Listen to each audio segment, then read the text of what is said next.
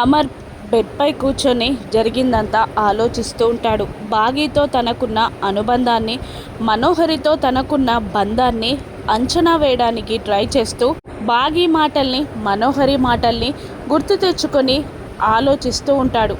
బాగీతో coffee share చేసుకోవడం, మనోహరి ఏమో మనిద్దరం లవర్స్ అని చెప్పడం అన్నీ గుర్తు తెచ్చుకుంటూ ఉంటాడు అమర్. అసలు తను ఎవరికి క్లోజ్ అని తెలుసుకోవడానికి కబోర్డ్ ఓపెన్ చేసి అందులో ఉన్న ఫైల్స్ అన్నీ చెక్ చేస్తూ ఉంటాడు అమర్. కానీ అమర్కి ఏ చిన్న క్లూ కూడా దొరకదు, తన భార్య ఎవరో తెలియదు. దాంతో ఒక నిర్ణయానికి వస్తాడు అమర్.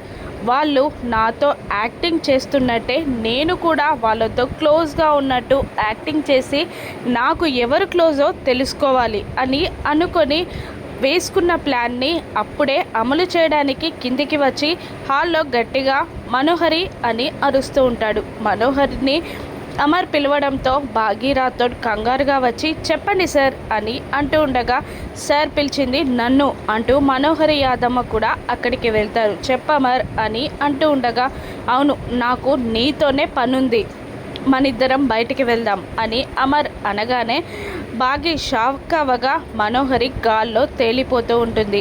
ఇక అమర్ మనోహరి కార్లో బయలుదేరుతారు. మనోహరి ఆనందానికి అవధులుండవు. కార్లో గెంతులేస్తూ ఉంటుంది. ఒక పార్క్కి వెళ్తారు.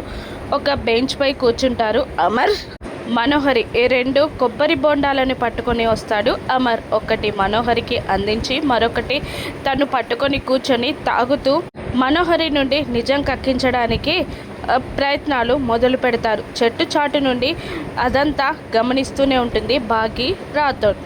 అవును, మనిద్దరం ప్రేమించుకున్నామన్నావు కదా, అసలు మన ఫస్ట్ మీట్ ఎలా జరిగింది, ఎక్కడ జరిగింది, ఎవరు ఎవరికి ప్రపోజ్ చేశారు అని అమర్ అనగానే, నువ్వే ప్రపోజ్ చేసావమ్మా నాకు అని అనేస్తుంది మనోహరి. నేను నీకు ప్రపోజ్ చేసే అంతలా నువ్వేం చేసావు అని అమర్ అడగగానే షాక్ అవుతూ చెమటలు పడుతూ ఉంటాయి మనోహరికి. ఎందుకు టెన్షన్ పడుతున్నావు నువ్వు అంటే, నువ్వు నాకు అబద్ధం చెప్పావా అని మనోహరిని నిలదీస్తూ ఉంటాడు అమర్.